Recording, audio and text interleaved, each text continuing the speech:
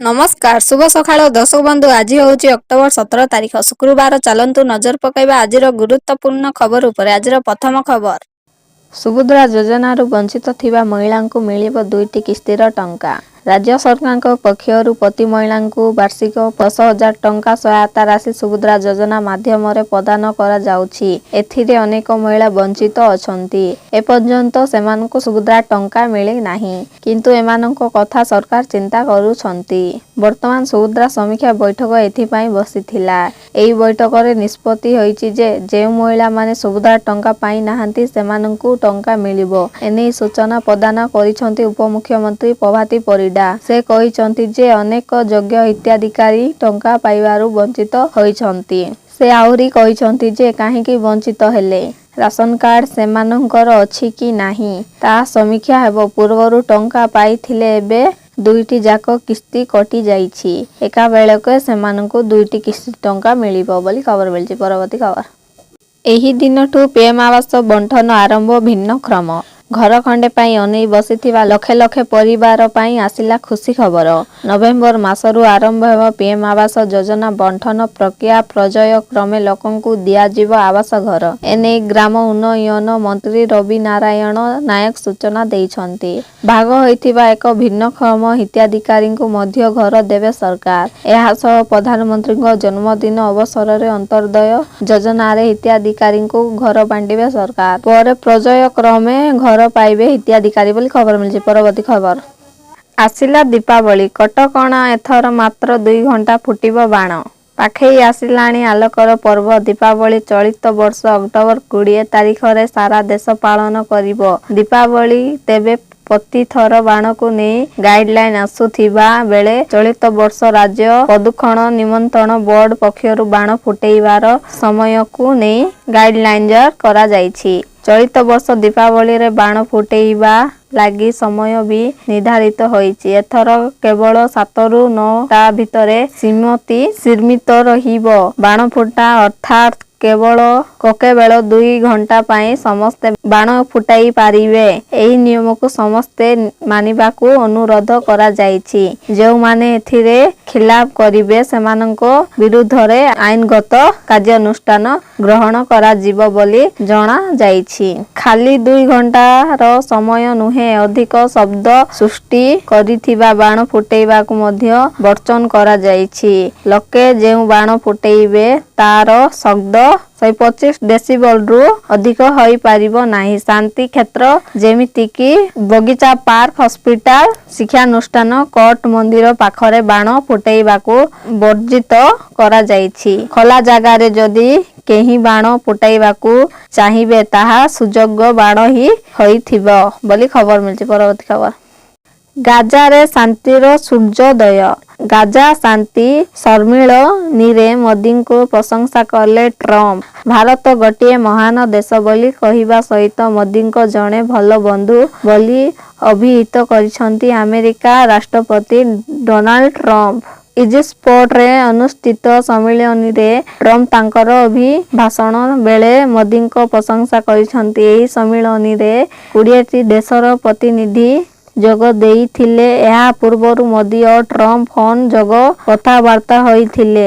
ଐତିହାସିକ ଗାଜା ଶାନ୍ତି ଯୋଜନା ସଫଳ ହୋଇଥିବାରୁ ଟ୍ରମ୍ପଙ୍କୁ ଶୁଭେଚ୍ଛା ଜଣାଇଥିଲେ ମୋଦି ବୋଲି ଖବର ମିଳିଛି। ପରବର୍ତ୍ତୀ ଖବର, ଟ୍ରମ୍ପଙ୍କ ସାଂଘାତିକ ବୟାନ।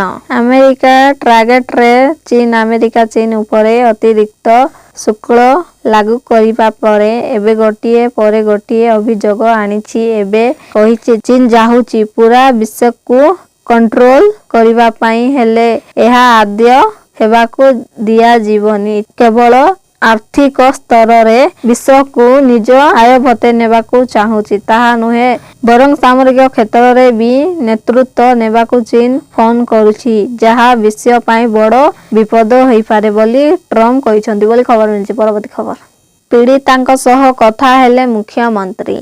ପଶ୍ଚିମବଙ୍ଗ ଦୁର୍ଗାପୁରରେ ଦୁଷ୍କର୍ମର ଶିକାର ଓଡ଼ିଆ ଛାତ୍ରୀଙ୍କ ସହ କଥା ହେଲେ ମୁଖ୍ୟମନ୍ତ୍ରୀ ମୋହନ ମାଝୀ। ଫୋନ ଯୋଗେ ପୀଡ଼ିତା, ତାଙ୍କ ମା ଏବଂ ସେଠାରେ ଉପସ୍ଥିତ ମହିଳା କମିଶନ ଅଧ୍ୟକ୍ଷାଙ୍କ ସହିତ ଫୋନରେ କଥା ହୋଇଛନ୍ତି। ପୀଡ଼ିତାଙ୍କ ସୁସ୍ଥତା କାମନା କରିବା ସହିତ ଭୁବନେଶ୍ୱରରେ କିଭଳି ତାଙ୍କ ଶିକ୍ଷାର ସୁବନ୍ଦୋବସ୍ତ ହୋଇପାରିବ ଏବଂ ଦୋଷୀଙ୍କୁ ତୁରନ୍ତ ଦଣ୍ଡ ପ୍ରଦାନ ପାଇଁ ନିର୍ଭୟ ପ୍ରତିଶ୍ରୁତି ହୋଇଛନ୍ତି। ଓଡ଼ିଶା ସରକାର ସମ୍ପୂର୍ଣ୍ଣ ଭାବେ ପୀଡ଼ିତାଙ୍କ ସହିତ ଥିବା କହିଛନ୍ତି ମୋହନ ମାଝୀ। ପୀଡ଼ିତାଙ୍କ ମାଙ୍କ ସହିତ ମଧ୍ୟ ମୁଖ୍ୟମନ୍ତ୍ରୀ ହୋଇ ଏ କ୍ଷେତ୍ରରେ ଅପରାଧୀମାନେ ଯେପରି ଶୀଘ୍ର ଏବଂ ଦୃଷ୍ଟାନ୍ତମୂଳକ ଦଣ୍ଡ ପାଇବେ ସେଥିପାଇଁ ଓଡ଼ିଶା ସରକାର ତାଙ୍କର ଉଦ୍ୟମ ଜାରି ରଖିଥିବା କହିଲେ। ସମ୍ପୃକ୍ତ ପୀଡ଼ିତା ଏବେ ଚିକିତ୍ସାଧୀନ ଅଛନ୍ତି। ପୂର୍ବରୁ ପୀଡ଼ିତାଙ୍କ ବାପାଙ୍କ ସହିତ ମଧ୍ୟ କଥା ହୋଇଥିଲେ ମୁଖ୍ୟମନ୍ତ୍ରୀ ମୋହନ ମାଝୀ ବୋଲି ଖବର ମିଳିଛି। ପରବର୍ତ୍ତୀ ଖବର। ଦୀପାବଳି ପୂର୍ବରୁ ସରକାରଙ୍କ ବଡ଼ ଭେଟି ମହିଳାଙ୍କୁ କାର୍ ଦେବେ ସରକାର। ମହିଳାମାନଙ୍କ ପାଇଁ ଖୁସି ଖବର। ବଡ଼ ଘୋଷଣା କଲେ ରାଜ୍ୟ ସରକାର। ପୂର୍ବ ସରକାରଙ୍କ କୁଟି ଯୋଜନାରେ ବଦଳିବ ରୂପରେଖା। ଖୁବ୍ ଶୀଘ୍ର ଆରମ୍ଭ ହେବ ଆମ ସୁବାହକ ଯୋଜନା। ଏହି ଯୋଜନା ମାଧ୍ୟମରେ ଜଣଙ୍କୁ 10 ଲକ୍ଷ ଟଙ୍କା ଲେଖାଏଁ ଋଣ ଯୋଗାଇବେ ସରକାର। 4 ବର୍ଷରେ 1100 ମହିଳାଙ୍କୁ ଦିଆଯିବ କାର୍। ଏହି କାର୍କୁ ଟ୍ୟାକ୍ସି ଭାବେ ବ୍ୟବହାର କରିବେ ମହିଳା। ପ୍ରଥମ ବର୍ଷରେ 200 ଜଣଙ୍କୁ ଦିଆଯିବ କାର୍। ଦ୍ୱିତୀୟ ବର୍ଷରେ 250, ତୃତୀୟ ବର୍ଷରେ 300 ଜଣଙ୍କୁ ଦିଆଯିବ କାର୍। ଚତୁର୍ଥ ବର୍ଷରେ 350 ଜଣ ମହିଳାଙ୍କୁ ଦିଆଯିବ ଗାଡ଼ି ବୋଲି ଖବର ମିଳିଛି। ପରବର୍ତ୍ତୀ ଖବର। ଆସିଲା ବଡ଼ ଖବର।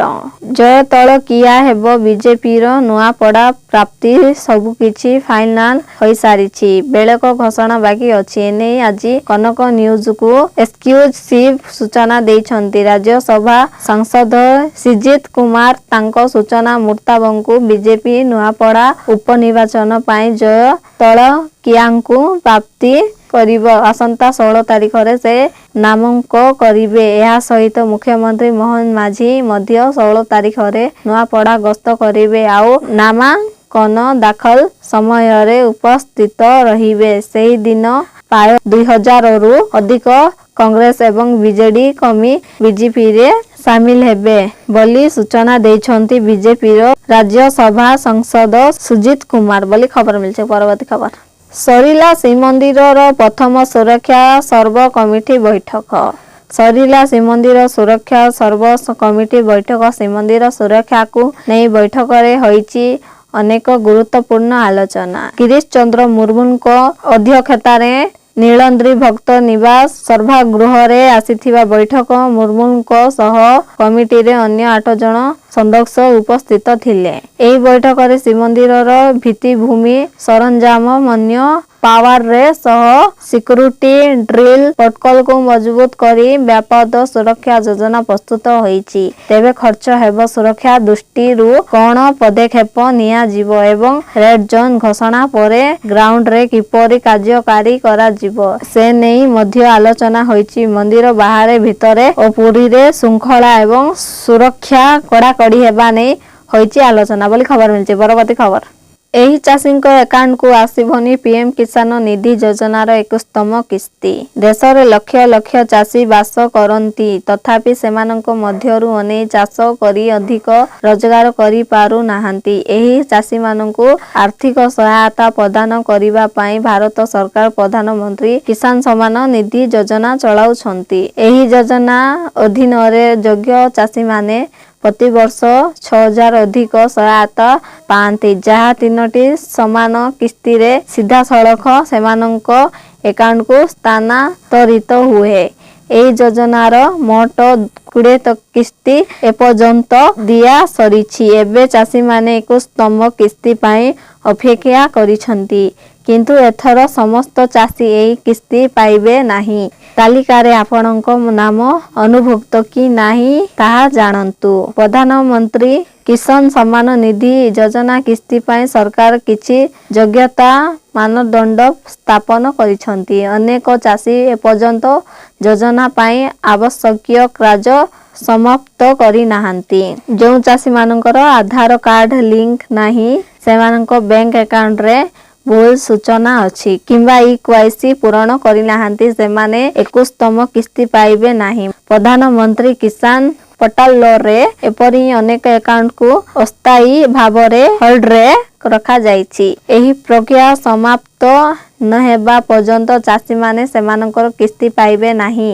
ଏହା ବ୍ୟତୀତ ଯେଉଁ ଚାଷୀମାନେ ସେମାନଙ୍କର ଚାଷ ଯୋଗ୍ୟ ଜମି ବିଷୟରେ ଭୁଲ ସୂଚନା ପ୍ରଦାନ କରିଥିଲେ କିମ୍ବା ଯୋଜନାରେ ଅଣକୃଷି ଜମି ଅନ୍ତର୍ଭୁକ୍ତ କରିଥିଲେ ସେମାନଙ୍କୁ ମଧ୍ୟ ତାଲିକାରୁ ବାଦ ଦିଆଯାଇଛି।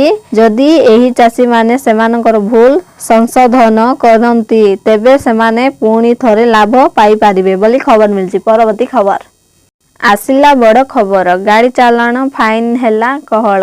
ଗାଡ଼ି ଚାଳକଙ୍କ ପାଇଁ ଖୁସି ଖବର, ଆଉ ତା ଠାରୁ ଅଧିକ ଖୁସି ହେବେ ଯେଉଁ ଗାଡ଼ି ଚାଳକଙ୍କର ଫାଇନ୍ କଟିଛି। କାରଣ ରାଜ୍ୟ ପରିବହନ ବିଭାଗ ବଡ଼ ନିଷ୍ପତ୍ତି ନେଇଛି। ଗାଡ଼ି ଚାଲାଣ ଫାଇନ୍କୁ କୋହଳ କରିଦେଇଛି ବିଭାଗ। ଏଣିକି ଗାଡ଼ି ଚାଲାଣ କଟିଥିଲେ ମିଳିବ ରିହାତି। ଯେଉଁମାନଙ୍କ 5,000 ଫାଇନ୍ କଟିଥିବା ସେମାନଙ୍କୁ ଦେବାକୁ ହେବ 2,500 ଟଙ୍କା। 2,000 ଫାଇନ୍ ଥିଲେ ଦେବାକୁ ହେବ 1,000 ଟଙ୍କା। 10,000 ଫାଇନ୍ ଥିଲେ ଦେବାକୁ ହେବ 5,000 ଟଙ୍କା।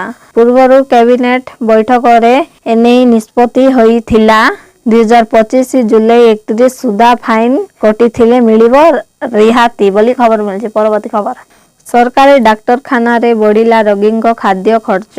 ସରକାରୀ ଡାକ୍ତରଖାନାରେ ବଢ଼ିଲା ରୋଗୀଙ୍କ ଖର୍ଚ୍ଚ। ଇନଡୋର ରୋଗୀଙ୍କ ଖାଦ୍ୟ ଖର୍ଚ୍ଚ ବଢ଼ିଲା। ସାଧାରଣ ଖାଦ୍ୟ ଖର୍ଚ୍ଚ 127 ଟଙ୍କାକୁ ବୃଦ୍ଧି ହୋଇଥିବା ବେଳେ ଶିଶୁଙ୍କ ଖାଦ୍ୟ ଖର୍ଚ୍ଚ 110 ଟଙ୍କା ବୃଦ୍ଧି। ତେବେ ପ୍ରତ୍ୟେକ ଜିନିଷରେ ଦରଦାମ ବୃଦ୍ଧି ହୋଇଛି। ଖାଇବା ଜିନିଷ ମଧ୍ୟ ଏଥିରୁ ବାଦ ପଡ଼ିନାହିଁ। ରୋଗୀଙ୍କୁ ପୁଷ୍ଟିକର ଓ ସ୍ୱାସ୍ଥ୍ୟଯୁକ୍ତ ଖାଦ୍ୟ ଦେବା ଲକ୍ଷ୍ୟରେ ସରକାରୀ ଡାକ୍ତରଖାନାରେ ରୋଗୀଙ୍କ ଖାଦ୍ୟ ଖର୍ଚ୍ଚ ବୃଦ୍ଧି କରାଯାଇଛି। ଏନେଇ ରାଜ୍ୟ ସରକାରଙ୍କ ସ୍ୱାସ୍ଥ୍ୟ ଓ ପରିବାର କଲ୍ୟାଣ ବିଭାଗ ପକ୍ଷରୁ ସୂଚନା ଦିଆଯାଇଛି। ଏହି କ୍ରମରେ ଇନଡୋର ୱାର୍ଡରେ ରୋଗୀଙ୍କ ଖର୍ଚ୍ଚ ବୃଦ୍ଧି କରାଯାଇଛି। ପୂର୍ବରୁ ଶଯ୍ୟ ପିଛା 110 ଟଙ୍କା ଥିଲା ବେଳେ ଏବେ ସରକାର ଏହାକୁ 127 ଟଙ୍କା ନିର୍ଦ୍ଧାରଣ କରିଛନ୍ତି। ସେହିପରି ଉଚ୍ଚ ପୁଷ୍ଟି ସାରଯୁକ୍ତ ଖାଦ୍ୟ ପାଇଁ ଯାହା ପୂର୍ବରୁ 120 ଟଙ୍କା ଥିଲା ତାହା ଏବେ 138 ଟଙ୍କାରୁ ବୃଦ୍ଧି କରାଯାଇଛି। ଶୁଖିଲା ଖାଦ୍ୟ ପାଇଁ 95 ଟଙ୍କା ସ୍ଥାନରେ 110 ଟଙ୍କା କରାଯାଇଥିବା ବେଳେ ତରଳ ଖାଦ୍ୟ ପାଇଁ 110 ଟଙ୍କା ପରିବର୍ତ୍ତେ 127 ଟଙ୍କା କରାଯାଇଛି ବୋଲି ଖବର ମିଳିଛି। ପରବର୍ତ୍ତୀ ଖବର ସରକାରଙ୍କ ବଡ଼ ଘୋଷଣା, ଇକେୱାଇସି କରିନଥିଲେ ଆସନ୍ତା ମାସରୁ ମିଳିବନି ଚାଉଳ। ସରକାରଙ୍କ ବଡ଼ ସୂଚନା, ଆସନ୍ତା ମାସରୁ ମିଳିବନି ଚାଉଳ। ଇକେୱାଇସି କରିନଥିଲେ ମିଳିବନି ଚାଉଳ। ଇକେୱାଇସି କରିନଥିଲେ ଆସନ୍ତା ମାସରୁ ବନ୍ଦ ହେବ ଚାଉଳ। ଏନେଇ ସୂଚନା ଦେଲେ ଯୋଗାଣ ମନ୍ତ୍ରୀ କୃଷ୍ଣଚନ୍ଦ୍ର ପାତ୍ର। ମନ୍ତ୍ରୀଙ୍କ ସୂଚନା ଅନୁସାରେ ଏବେ ବି ରାଜ୍ୟରେ 15,67,000 ଇକେୱାଇସି କରିନାହାନ୍ତି। ଇକେୱାଇସି କରିନଥିବା ଲୋକ ଚାଉଳ ପାଉଛନ୍ତି ତାଙ୍କ ବନ୍ଦ କରା ଦିଆଯିବ। ଯେଉଁମାନେ ଇକେୱାଇସି କରିବେ ନାହିଁ ସେମାନଙ୍କ ପାଇଁ ଚାଉଳ ଯିବ ନାହିଁ। କେନ୍ଦ୍ର ସରକାର ଇକେୱାଇସି ବନ୍ଦ କରିଛନ୍ତି। ସମୟ ବଢ଼ାଇଲେ ଆମେ ବଢ଼େଇବୁ।